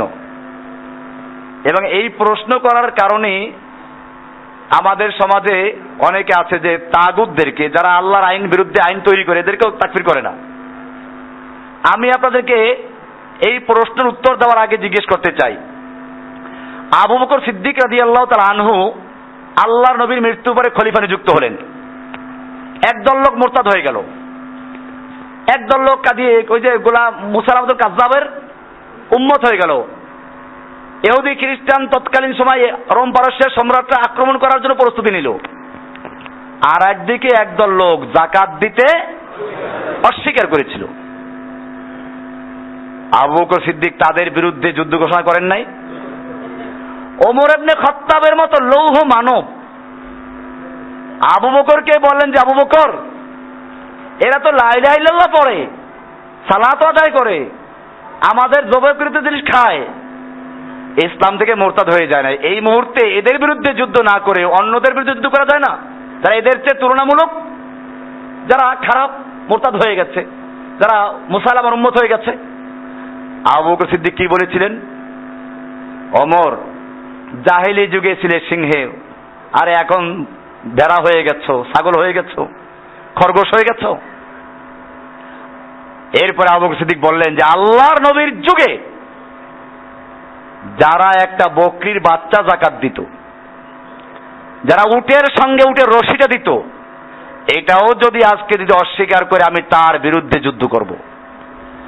আমি জিজ্ঞেস করতে চাই, আবু বকর যাদের বিরুদ্ধে যুদ্ধ ঘোষণা করলেন, যাকাত অস্বীকারী দল, এরা লা ইলাহা পড়তো না? নামাজ পড়তো না? মান সাল্লা সালাতানা ওয়াস্তাকবালা কিবলাতানা ওয়া আকালা যাবিহাতানা, সালাত পড়তো, জবাইকৃত পশু খাইতো, কিবলাও ঠিক ছিল, লা ইলাহা ইল্লাল্লাহ ঠিক ছিল, মুহাম্মদ রাসূলুল্লাহ ঠিক ছিল, সব ঠিক ছিল। তারপরে কেন যুদ্ধ ঘোষণা করলেন? একটা ফরজকে অস্বীকার করার কারণে। পরিষ্কার হয়ে গেল এটা মুসলিমদের ঐক্যবদ্ধ মত, কিন্তু না জানার কারণে এদেশে মুসলমানরা বুঝে না। হাদিসে পরিষ্কার বলা আছে, যদি কোনো ব্যক্তি ইসলামের কোন একটা ফরজ বিধানকে অস্বীকার করে সে কাফের। সে কি? আমল না করলে কাফের হয় না, যাকাত না দিলে কাফের হয় না, ফরজ স্বীকার করে কিন্তু দেয় না, এর কাফের বলা যাবে না। রোজা রাখে না কিন্তু ফরজ মানে, তার কাফের বলা। কিন্তু যে ব্যক্তি রোজার ফরজ হওয়াকে অস্বীকার করে সে ব্যক্তি মুসলমান না কাফের? যাকাতের ফরজ হওয়াকে অস্বীকার, সে মুসলমান না কাফের? তাহলে এখন আসেন, যারা নামাজ উপরে রোজাও রাখে আর কয় যে আল্লাহ নারীদেরকে ঠকাইছে, এরা যাকাত অস্বীকারীদের চেয়ে বড় কাফের না ছোট কাফের? কারণ যাকাত অস্বীকারীরা এ কথা বলে নাই যে আল্লাহ আমাদেরকে ঠকাইছে, ট্যাক্স ধরছে আমাদেরকে। এরা তো ঠকাচ্ছে বলছে, আল্লাহ আমাদেরকে ঠকিয়ে দিয়েছেন। যারা আল্লাহর হালাল বিধা হালালকে হারাম করছে আর আল্লাহর হারামকে যারা হালাল করে দিচ্ছে, লাইসেন্স দিচ্ছে, এরা আর সাধারণ যারা গুনাহ করে তারা কি এক? কাজে এটা বুঝতে হবে, আমরা মুসলিমদেরকে তাকফির করব না। এ ব্যাপারে যেমন কঠোর, তেমনি ভাবে কোন কাফেরকেও আমরা মুসলিম বলতে যাব না। যারা নিজেরাই কাফের হয়ে গেছে, স্বঘোষিত কাফের, স্বঘোষিত মুরতাদ, আল্লাহর আইন মানে না, অনেকগুলো মানে না, তারপরেও আপনি বলবেন এরা যেহেতু মাঝে মধ্যে নামাজ পড়ে, এই জন্যই আজকে আমি লম্বা লেখা দিয়েছি যে কুফফাররাও তো ইবাদত করত, এরাও তওয়াফ করত, এরাও হজ করত, আল্লাহর কথাই বলতো, তারপরেও তারা কাফের। কি জন্য? শয়তানকে আল্লাহ বিশ্বাস করতো না, আল্লাহর একটা হুকুমকে অমান্য করার কারণে সে কাফের হয়ে গেছে। যুক্তি পেশ করেছে, মানে নাই, সে আল্লাহর বিধানের বিরুদ্ধে যুক্তি দাঁড় করে দিয়েছে। এখন যদি শয়তান যদি এত কিছু মানার পরেও আল্লাহর একটা নির্দেশের বিরুদ্ধে যুক্তি পেশ করার কারণে কাফের হয়ে যায়, তাহলে যারা আল্লাহর অনেকগুলো হুকুম মানে ঠিকই, তবে আবার অনেকগুলো হুকুমের বিরুদ্ধে তারা যুক্তি পেশ করে, অমান্য করে, এর বিরুদ্ধে তারা বিশুদ্ধাচার করে, তাহলে এই লোকগুলো সম্পর্কে কি বলবেন আপনি? জিহাদ কোরআনে আছে কিনা? আল্লাহকে সাক্ষী রেখে বলবেন। হাদিসে আছে কিনা? তাহলে যারা এখন জিহাদের বিরুদ্ধে অবস্থান নিয়েছে তারা আল্লাহর একটা ফরজ বিধানকে অস্বীকার করছে কিনা? এখন জিহাদের বই পাওয়া বড় অপরাধ। বড় অপরাধের মধ্যে বড় অপরাধ কি? আমি কাউকে শুনে বলি না, ওয়াজ মাহফিল করতে গেলে গাড়ি চেক হয়, পুলিশরা জিজ্ঞেস করে জিহাদের বইটি আছে নাকি? তোরা তো আমার বই, কোন বইয়ের মধ্যে জিহাদের নাম নাই, কোন বইয়ের নাম জিহাদের বই আছে নাকি? কোনো বইয়ের নাম জিহাদের বই নেই। আলহামদুলিল্লাহ, তবে কোনো বই জিহাদ মুক্তও নাই।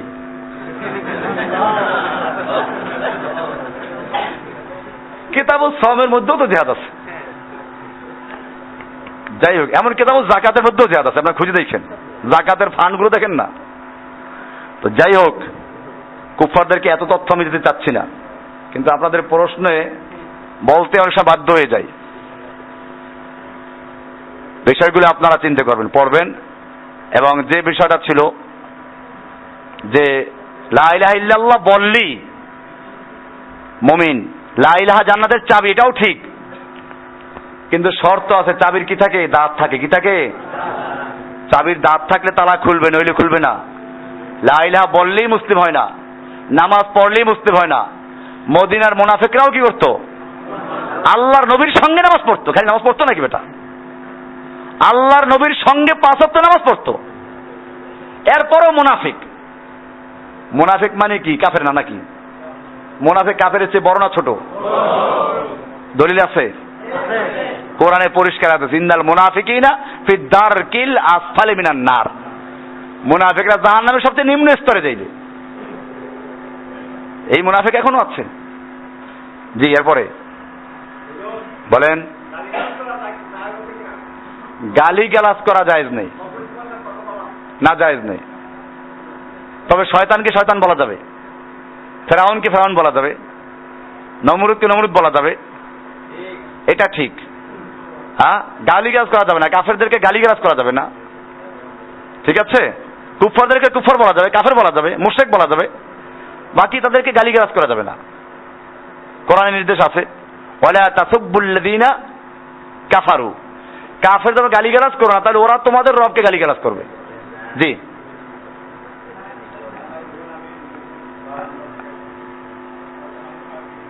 একটু জোরে বলতে হবে। হ্যাঁ,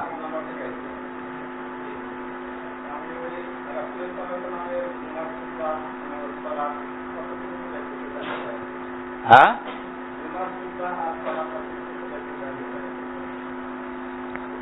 জুমার খুতবা এবং সালাত সম্পর্কে একেবারে খাসভাবে কিছু বলা, হাদিসে বলা আছে যে খুতবা ছোট করতেন, সালাত লম্বা করতেন। আমাদের মাঝে মধ্যে লম্বা হয়ে যাচ্ছে, সেজন্য আপনার প্রশ্ন, আমরা চেষ্টা করি সেটা সংশোধন করার জন্য ইনশাআল্লাহ। জি, ওয়ালাইকুম আসসালাম।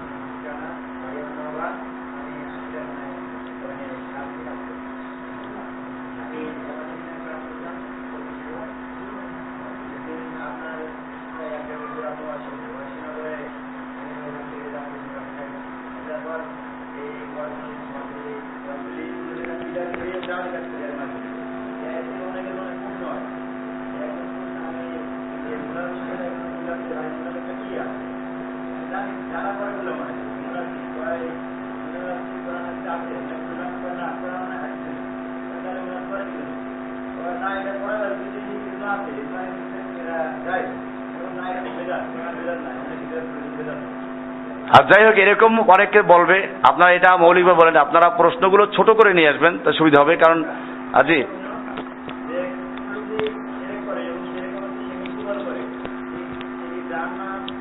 দেখেন, মোনাজাত করা কিন্তু শিরিক না, প্রথম বলে দিই যে মোনাজাত করা শিরিক না।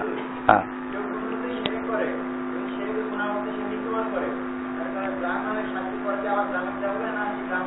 গত জুমার লেকচারটা আপনি ভালো করে শুনবেন, হয়তো আপনি এই জুমায় আসছেন।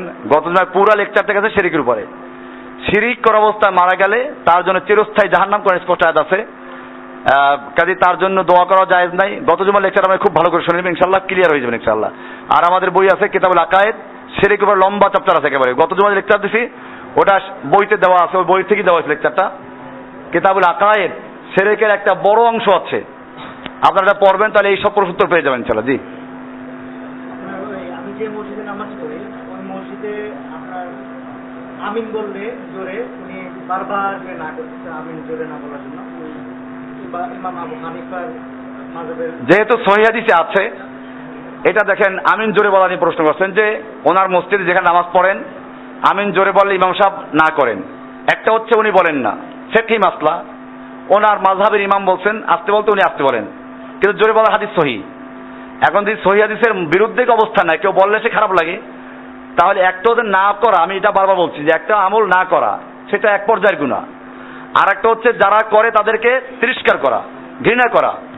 তো কোন সহিহ হাদিস পর আমল করলে কেউ ঘৃণা করে, তিরস্কার করে, তো সেই ইমামের ইমান নিয়েই আমার আপত্তি আছে। কাজে আপনি সালাত পড়বেন কিভাবে আমি জানি না। কারণ হচ্ছে এই যে সহিহ হাদিসে বলা আছে আমিন জোরে বলার কথা, সহিহ হাদিসে দলিল আছে রফুল আযান করার কথা, সহিহ হাদিসে বলা আছে মুখে হাত দেওয়ার কথা। এটা দেখলে অনেকের গায়ে আগুন জ্বলে যায়, আমাদের তো গায়ে আগুন জ্বলে না। হানাফিরা ধাক্কায়ও। কাজে এরকম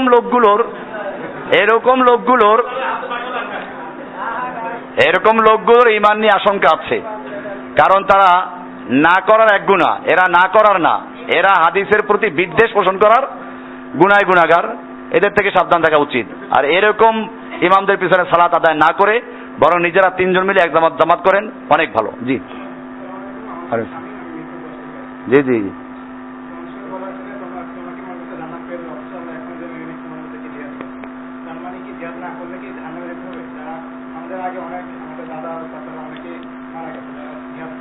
দেখেন, এটা হচ্ছে ভিন্ন বিষয়। জিহাদ ফরজ হলে পরে যদি ফরজ আইন হয়ে যায় তখন যদি কেউ না করে তো জাহান্নামে যাবে। আর ফরজের আইন না হয় তো সেক্ষেত্রে ফরজুল কিফায়া থাকে। এই অবস্থায় যদি কেউ মারা যায়, অথবা কেউ জিহাদ করার কোনো প্ল্যাটফর্ম পায় নাই, অথবা সে বুঝে নাই, অজ্ঞতাবশত অন্যান্য বিষয়গুলো ক্লিয়ার ছিল, তার তাওহীদ মেনে নিয়েছে, তো তারা মারা গেলে জান্নাতে যাবে আশা করা যায়। ওটা ওই সমস্ত লোকদের জন্য যাদের উপরে জিহাদ ফরজ হওয়া সত্ত্বেও জিহাদ করে নাই, তারা যদি জিহাদ না করে মারা যায় জাহান্নাম যাবে। জি ওয়ালাইকুম আসসালাম।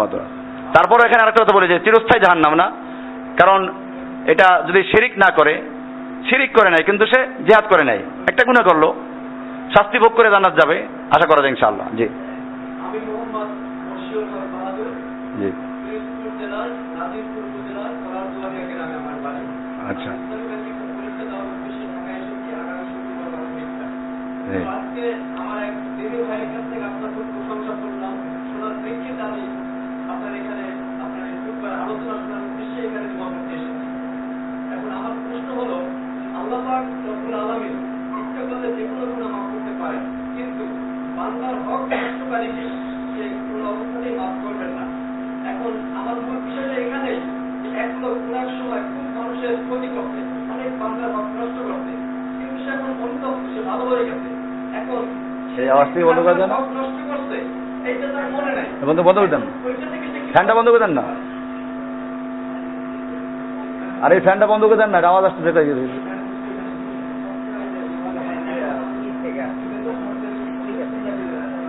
এখানে সমস্যা হচ্ছে। হ্যাঁ আচ্ছা শোনেন, যে প্রশ্ন ক্লিয়ার হয়ে গেছে। মানে কেউ যদি পরের হক নষ্ট করে থাকে, এখন তার মুক্তির পথ কি? বিষয়টা হচ্ছে এই, দেখেন শহীদদের সম্পর্কে বলা আছে তরবারির আঘাত সব গুনাহ মিটায়, কিন্তু দাইন পরের হক মিটায় না। আল্লাহ রাব্বুল আলামিনও শিরিক ছাড়া সব গুনাহ ক্ষমা করবেন, কিন্তু পরের দাইন ঋণ এটা সরাসরি মাফ করবেন না।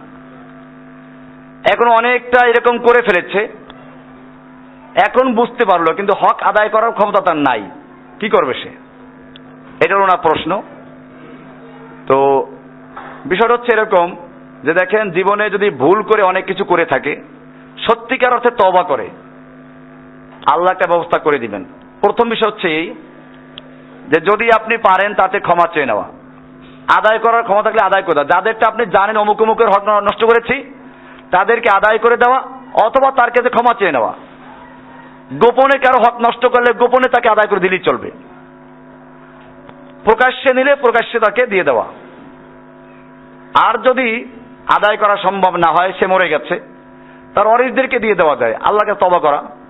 তাও যদি সম্ভব না হয়, কোন গরিব ভিখারিকে দান করে দেওয়া তার পক্ষ থেকে, এবং তার জন্য দোয়া করা।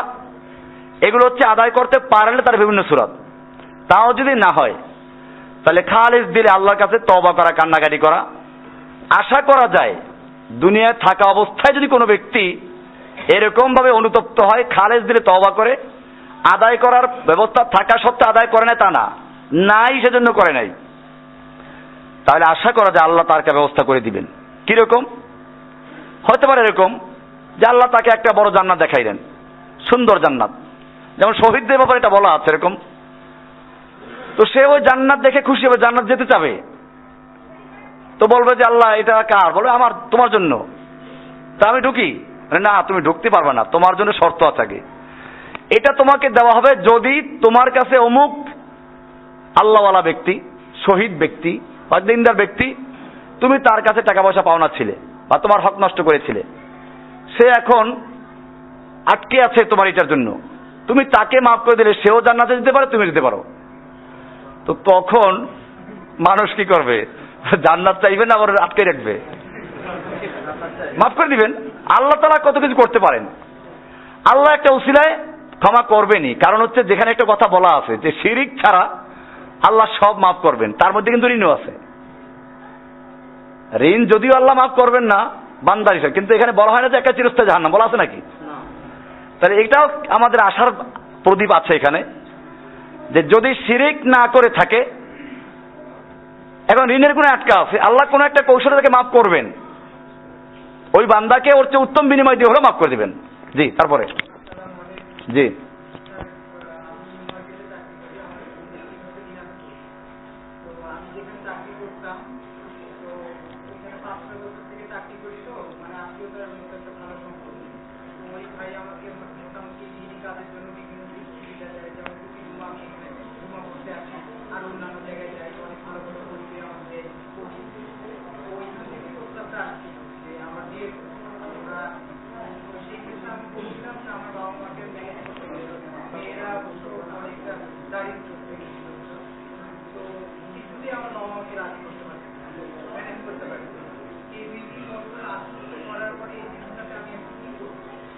প্রথম বিষয় হচ্ছে এই যে আপনি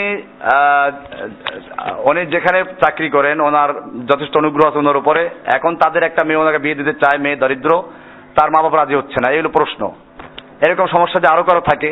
প্রথম বিষয় হচ্ছে এই যে বিয়ে করার ক্ষেত্রে আল্লাহ রাসূলের নির্দেশনা আছে।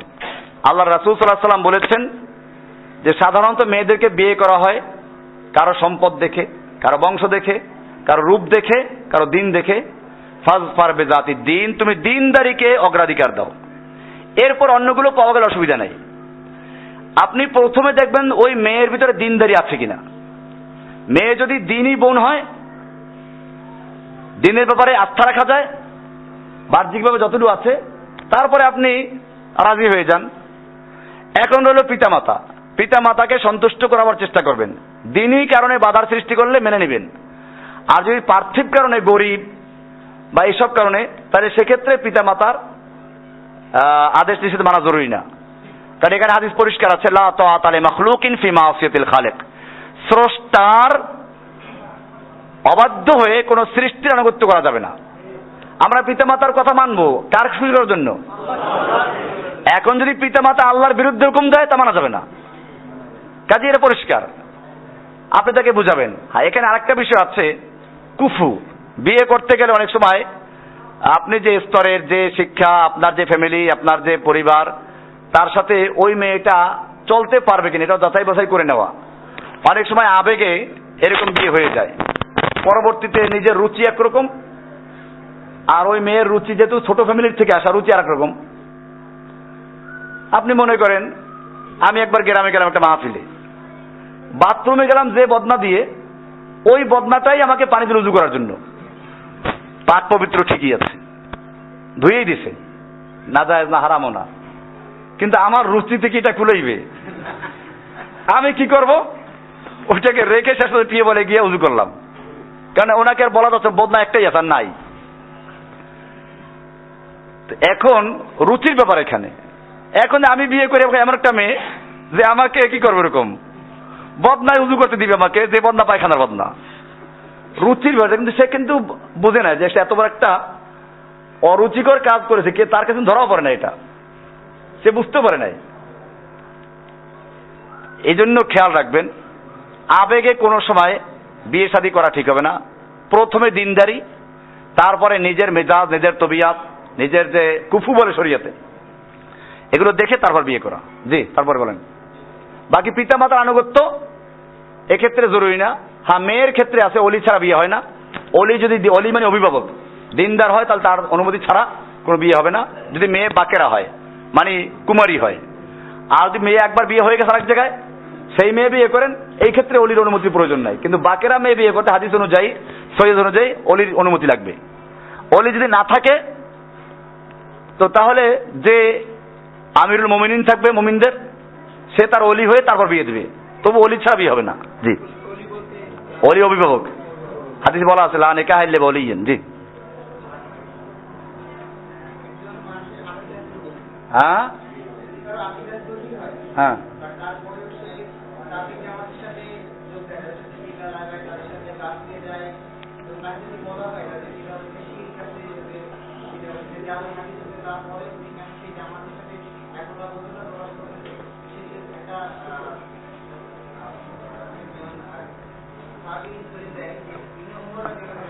আচ্ছা শোনেন বস, প্রশ্নটা আপনারা সহজ করবেন, এত লম্বা করবেন না।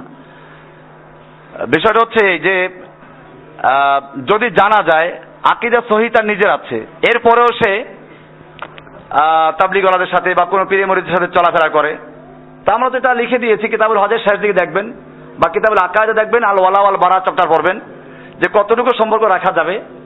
যদি দিনের স্বার্থ থাকে রাখা যাবে সম্পর্ক, তাকে দিনে দাওয়াত দিলেন তো রাখা যাবে। লেনদেন করা, ওঠা বসা করার বিশেষ একটা অনুমতি আছে। আপনারা কিতাবুল হজের শেষ দিকে আল ওয়ালা ওয়াল বারা, কিতাবুল আকায়েদে আল ওয়ালা ওয়াল বারা চ্যাপ্টার আছে, পড়ে নেবেন। জি, ওয়ালাইকুম আসসালাম ওয়া রাহমাতুল্লাহ।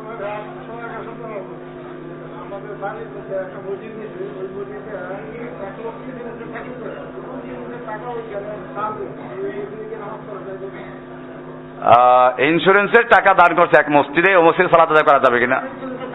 চাকরি করে, মানে ইন্স্যুরেন্সের টাকা না। আচ্ছা যাই হোক, যদি সে ওই বেতন থেকে দান করে তো একেবারে সালাত হারাম হবে না। বাকি এইগুলো থেকে মসজিদকে মুক্ত রাখা উচিত, যেটা আমি আগে আলোচনা করেছি। জি জি,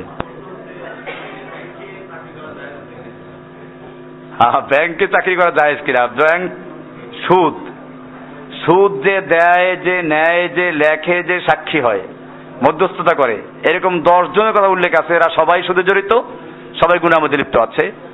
কাজে সুদের ব্যাপারে কোরআনে কঠোর আয়াত আছে, এগুলোতে পরহেজ করতে হবে। জি, ওয়ালাইকুম আসসালাম ওয়া রাহমাতুল্লাহ।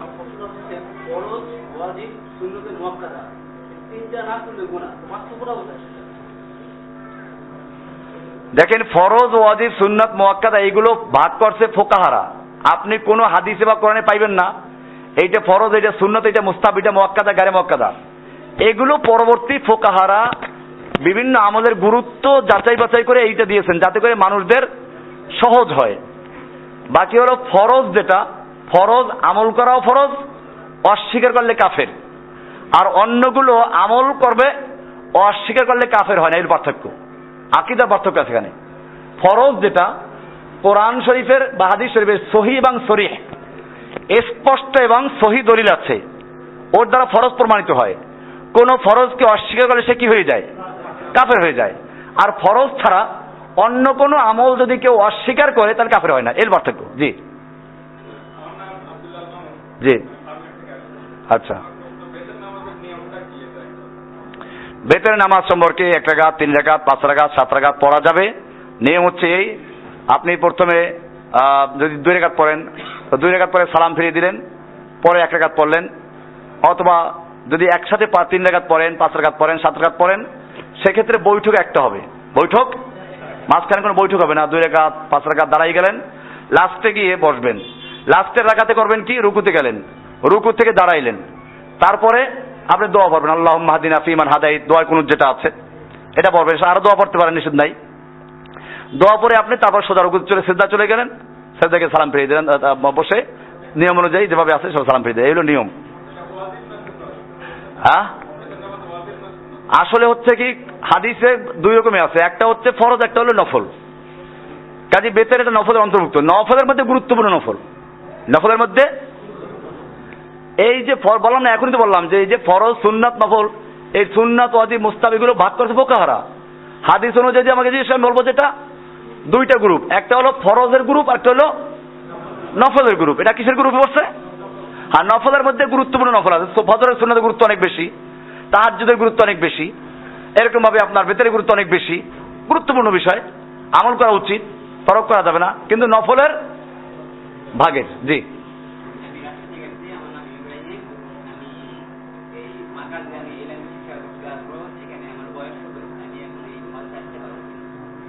আচ্ছা, মার কাছে আসতে পারবে সেইটা আপনি দেখতে হবে আপনি কি পড়তে চান, কি আপনি যোগ্যতা যাচাই করে পরবর্তীতে এটা আমার এখানে শিক্ষকরা তারা যোগাযোগ করবেন ইনশাআল্লাহ, অসুবিধা নাই। মাশাআল্লাহ। জি, ওয়ালাইকুম আসসালাম।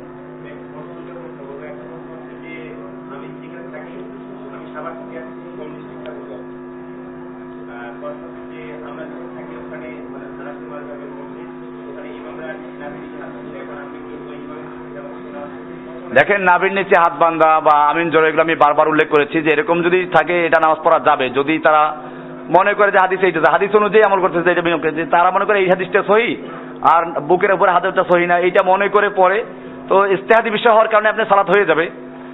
কিন্তু যদি মনে করে যে না এইটা করতে হবে, অন্যটা সব গলত ভুল, অন্য জায়গায় তারা সব মোরতাদ হয়ে গেছে, কাফের হয়ে গেছে, এরকম যারা ঘৃণা করে সেরকম হলে বর্জন হবে। আমি আগে বললাম এটা।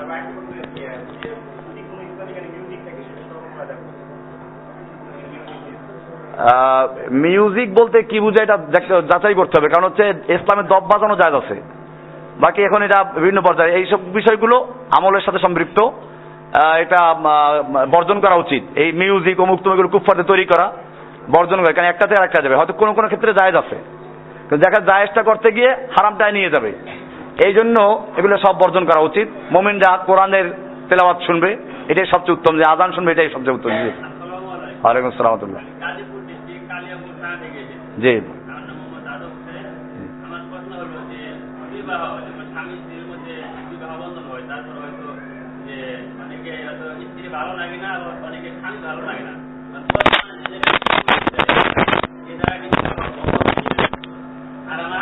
আরে মুশকিল, একই প্রশ্ন যদি বারবার আপনার একটু আমার লেকচারগুলো শুনবেন মেহেরবানি করে যারা আসেন, আর আইন করে দিতে হবে যে নতুনরা প্রশ্ন করতে পারবে না, কারণ এই লেকচার উত্তর কথা একটাই তো আপনার পুরনটা এসে গেছে, কটা উত্তর দেবো খেয়াল করেন।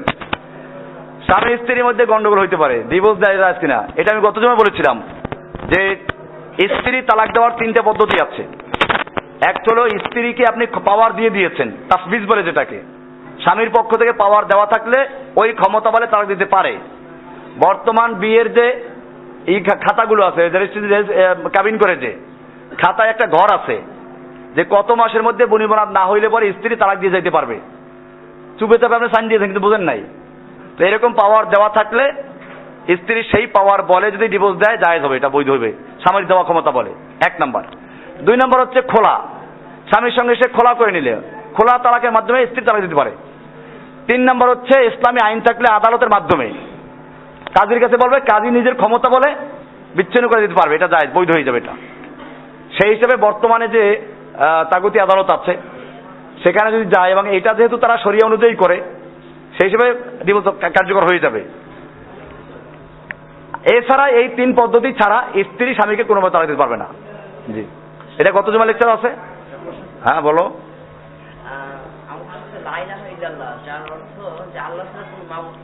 সব ত্যাগ করতে হবে, সব ত্যাগের ভিতরে কি সব খারাপ কাজগুলো ত্যাগ হবে, নাকি খারাপ কাজগুলো থাকবে সেগুলো শুধু ত্যাগ করবে? লা ইলাহা বলে সব ত্যাগ করা হয়েছে, আবার ইল্লাল্লাহ বলে যেগুলো গ্রহণ করা হয়েছে, ওই যে চালনি আছে না, চালনি দিকে সব ফালাই দেয়, এরপরে ভিতরে যেটা গেছে ওইটা রয়ে গেছে, বাকি সব কি? তো লা ইলাহা মানে প্রথমে সব বাদ, এরপরে থাকলো শুধু কি? আল্লাহ। তো আল্লাহ এবং আল্লাহর হুকুম তো তাই থাকবে, বাকি সব বাদ, খারাপ কাজও বাদ, আমল আকীদা সব বাদ। আমি খারাপ আকীদাও রাখবো না, খারাপ আমলও করবো না, লা ইলাহা সব বাদ। আসসালামু আলাইকুম। ওয়ালাইকুম আসসালাম। আমি হরিরামপুর মানিকগঞ্জ থেকে হরিরামপুর থানা থেকে আসছি। জি, আমাদের এখানে আপনার অনেক আরে এগুলো লাগবে না, আপনি তাড়াতাড়ি প্রশ্ন করেন, আমরা তো জানি সারা দুনিয়াতে আমাদের লোক আছে আলহামদুলিল্লাহ, বললাম না। আমাদের এখানে মানে আমাদের গ্রাম প্রায় আগে একটা ঈদ মাঠ ছিল, ওই ঈদ মাঠটা থেকে নতুন একটা ঈদ মাঠ করা হয়েছে। অনেকজনের ফতোয়া দিচ্ছে যে পুরান ঈদ মাঠটাই নামাজ পড়তে হবে, ওটা বাদ দিয়ে ওইটাই করা দরকার। কোনো জরুরি না, পুরা দুনিয়া আমাদের জন্য ঈদের মাঠ, একটা যদি না পড়া যায় আরেকটা পড়বার অসুবিধা নাই। জি, ওয়ালাইকুম আসসালাম ওয়া রাহমাতুল্লাহ।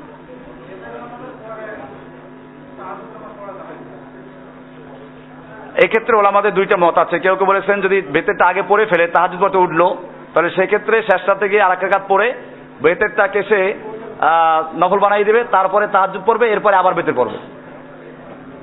আর কেউ বলেছেন যে আগেরটাই ঠিক, অসুবিধা নাই। তো আমরা ওই প্রথমটাই পরামর্শ দিই, যেটা প্রথম বললাম। জি, আমার বাড়ি ফরিদপুর ৮৮ পাশে হুজুরের বাড়ি না।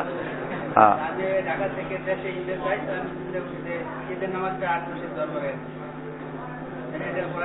না, সম্পূর্ণভাবে বর্জন। আটরশি সর্বজন স্বীকৃত মুশরিক, আটরশি শিরকে লিপ্ত আছে এবং স্পষ্ট শিরকে লিপ্ত আছে। তারা মনে করে আল্লাহ রাসূল সাল্লাল্লাহু আলাইহি ওয়াসাল্লাম হাজির নাজির গালিমুল গায়ব, তাদের পত্রিকা ছিল মেঘনা, পত্রিকায় তারা দিয়েছিল।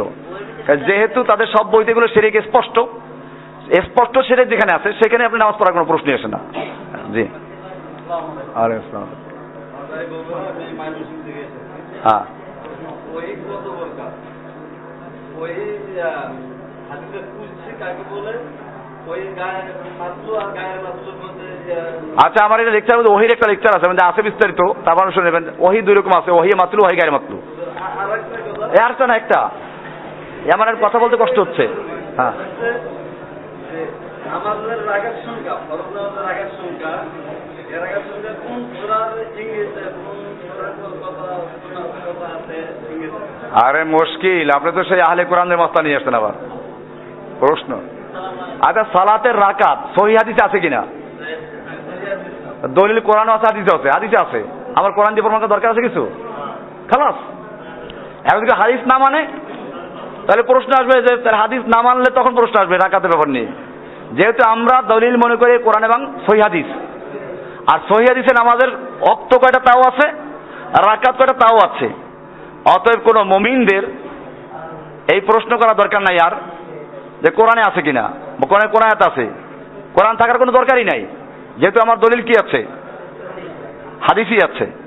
আর হাদিসে আল্লাহ রাসূল সাল্লাল্লাহু আলাইহি ওয়াসাল্লাম ব্যাখ্যা দিয়েছেন। কোরআনের ব্যাখ্যা আল্লাহ রাসূল নিজে, আল্লাহ রাসূল নামাজ পড়াই দেখাইছেন কেমনে পড়তে হবে, জিবরাইল এসে দেখাই গেছেন উযু কেমনে করতে হবে। কিন্তু ওইটাই ব্যাখ্যা, হাদিস কোরআনেরই ব্যাখ্যা। আর হাদিস এগুলো দেখানো আছে, আল্লাহর রাসূলের দেখানো পদ্ধতিটাই কোরআনের ব্যাখ্যা। জি, ওয়ালাইকুম আসসালাম ওয়া রাহমাতুল্লাহ। জি, নওগাঁ থেকে আসছেন না ঢাকা থাকেন? মাশাআল্লাহ, আচ্ছা মাশাআল্লাহ। জি, এটা তো আমি নামাজের পরেই বলে দিলাম, বেদাত, স্বীকৃত বেদাত। এই যে নামাজের পরেই তো বলে দিলাম, এখনো তো বললাম। আচ্ছা, সম্মিলিত মোনাজাত এমনি যদি মাঝে মধ্যে করেন করতে পারেন, সেটা নিষেধ না।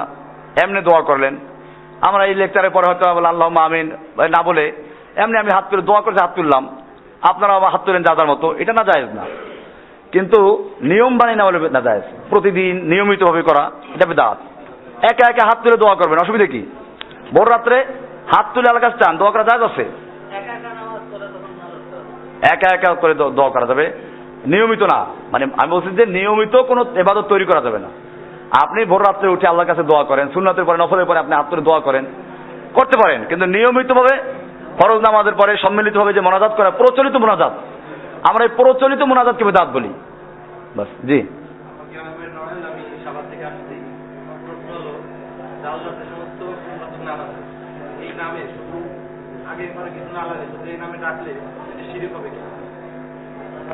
আল্লাহর নাম দুই ভাগে ভাগ করা। কিছু গুণ আছে আল্লাহর নাম, যে নামগুলো গুণবাচক নাম হলেও আল্লাহ ছাড়া কারোর জন্য প্রযোজ্য নয়, সেই নামগুলো আব্দুন যোগ করা ছাড়া রাখা যাবে না।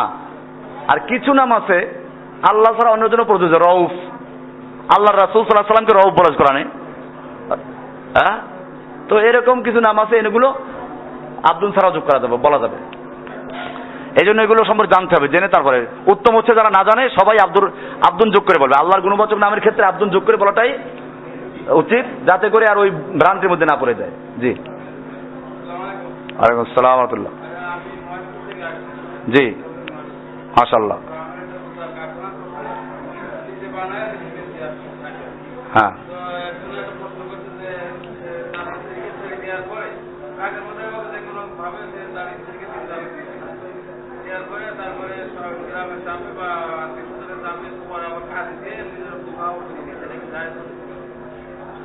আচ্ছা, তালাকের মাসলা যেহেতু এটা যাচাই বাছাই করা দরকার, কারণ এরকম মাসলা দিলে আপনি বলবেন ভরমজলিস, আরো জসিম সাহেব বলে দিয়েছেন বিয়ে তালাক হয় নাই, আপনি যেরকম বললেন এরকম বললে এক তালাক পড়ে গেছে। কিন্তু এখন বিষয়টা এরকম কিনা এটা আমরা লিখিত ছাড়া, তালাকের মাসলা লিখিত ছাড়া দেই না।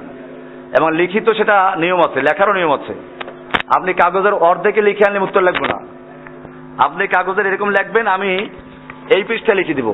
এটা এই জন্য সিরিয়াল দেন, পুরো সিরিয়াল দেয়। এখানে প্রশ্ন, এখানে উত্তর আমি লিখবো না, কারণ আপনি প্রশ্ন ফালাই দিয়ে উত্তরটা দেখাইবেন সবাইকে, হ্যাঁ, ঢাকার শেখ বলে দিচ্ছেন তালাক হয় নাই, অথচ বিষয়টা অন্যরকম। এই জন্য তালাকের মাসলার ক্ষেত্রে আপনারা মোবাইলেও উত্তর চাইবেন না, অলিখিত উত্তর চাইবেন না, সরাসরি চাইলে উত্তর না। হ্যাঁ, একান্ত যে ব্যক্তিগত হয় আপনি ব্যক্তিগত জিজ্ঞেস করবেন, আপনার কথা শুনে আমি মৌখিক উত্তর দেবো, তখন লিখিত দেবো না। মৌখিক প্রশ্নে লিখিত উত্তর নাই, আর তালাকের ভর্ম উদ্দেশ্যে কোনো উত্তর নাই। কারণ হচ্ছে এই যে তালাকের বিভিন্ন স্রোত আছে, এই জন্য এটা আপনি একা একই দেখা করেন, আর সবচেয়ে উত্তম লিখিত বই দেওয়া। তাহলে যেটা লেখা থাকবে ওর উপর ভিত্তি করে তারা মশলা দিয়ে দেওয়া হবে নিয়মটা। জি জি, ওয়ালাইকুম আসসালাম।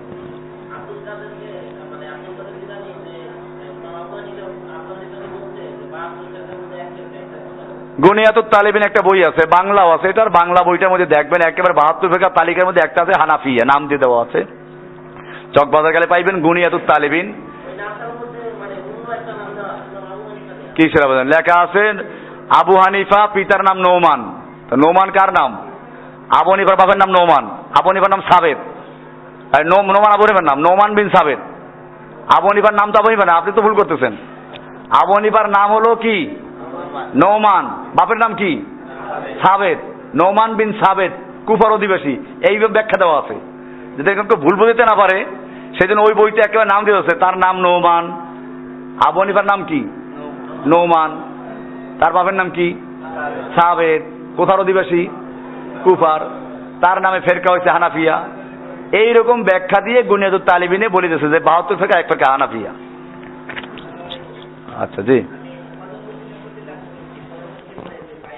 হ্যাঁ, কদম বুঝি করা না জায়েজ না, জায়েজ আছে। পায়ে হাত দেওয়া না জায়েজ না, তবে মাথা নত করা যাবে না, মাথা নত আল্লাহর জন্যই। জি, ওয়ালাইকুম আসসালাম। নিশ্চিন্তপুর, আচ্ছা হ্যাঁ হ্যাঁ।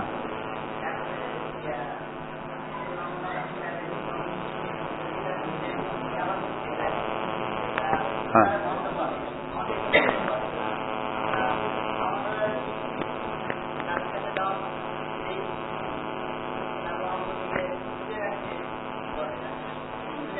এখন আপনারা কি নিজেদেরকে ভণ্ড মনে করেন কিনা? ওরা ভণ্ড বলে, আপনারা কি নিজেকে ভণ্ড মনে করেন? না, ওরা থেকে জিজ্ঞেস, আপনারা জিজ্ঞেস করছি নাকি?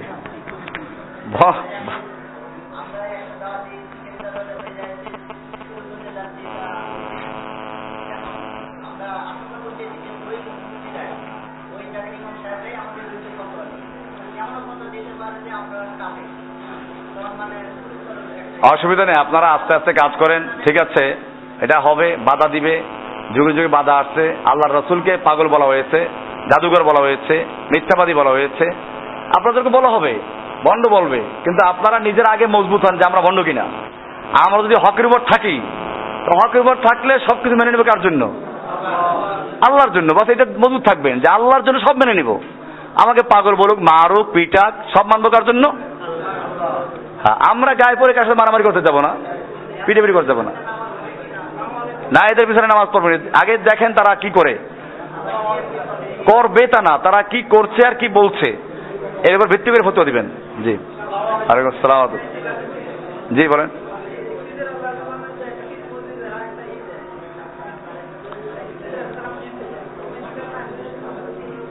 এটা সম্পর্কে আমার কোন বইতে আছে, এটা দিনকে আমার শরীফ বইতে আছে, খিজিরের এই দলিল দিয়েই বিস্তারিত লেখা আছে। খিজির একজন নবী ছিলেন, এটাই বিশুদ্ধ। কাজী তিনি গায়ের জানতেন না যে মুসা নবী তার কাছে পাঠাইছে, কাজী পীরের কাছে যাইতে হইবে। তাহলে দেখেন মুসা নবী এত বড় নবী, এরে কেন পাঠাইলো খিজিরের কাছে? তাহলে পীর ধরতে হইবে। এই দলিল পেশ করা, জবাব দেওয়া আছে বিস্তারিত। আপনারা এই বইটা পড়বেন, বইয়ের মধ্যে আপনারা ইনশাল্লাহ যে আকীদার যত প্রশ্ন আছে, কিতাবুল আকাইদে সবই আছে, একটু পড়েন, দেখবেন যে সব পেয়ে যাবেন ইনশাল্লাহ। আলাইকুম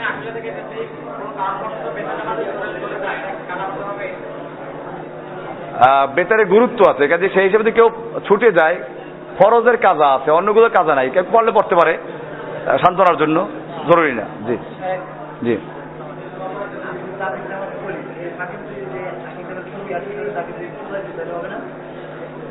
উদ্দেশ্য যে এ হয়ে তাবলিগের মধ্যে ঢুকে আপনি সহি আকীদা দাওয়াত দিবেন, তো অসুবিধা নাই। আর যদি নিজের আকীদা গন্ডগোল হয়ে যেতে পারে তাবলিগের মধ্যে ঢুকে, তাহলে অসুবিধা নেই, সেটা ভালো জিনিস, ঢুকে পারেন ওদের মধ্যে সবাই। জি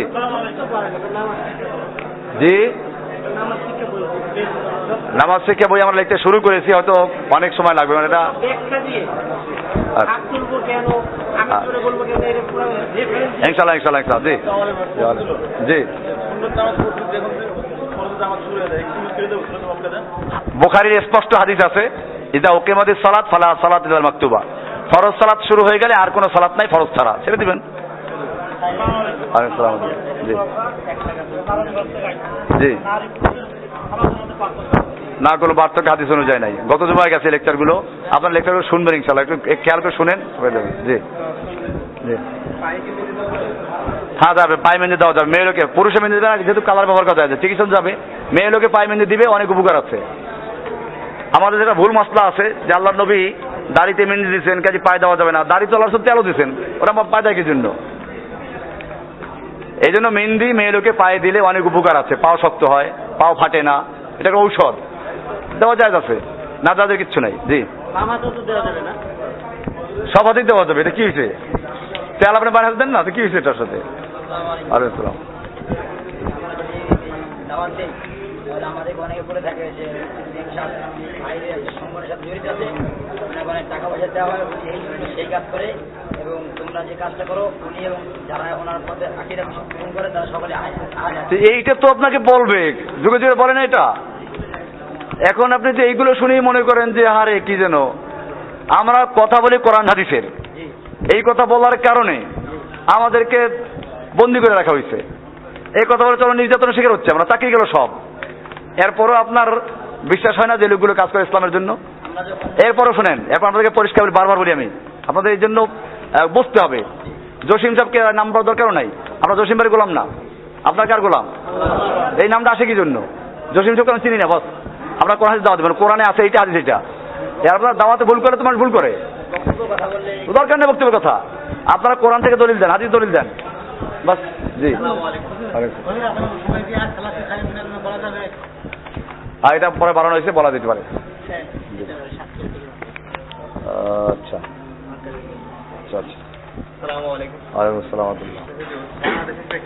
হ্যাঁ, পীর ধরলে সমস্যা হবে, না ধরলে সমস্যা কি? ধরলে সমস্যা হবে। হ্যাঁ হ্যাঁ, পীর আপনি বই পড়েন, আমার বই মধ্যে লেখা পীর একটা চ্যাপ্টার আছে, পীর ধরলে মানুষ সেরেকে মধ্যে লিপ্ত হয়ে যায়।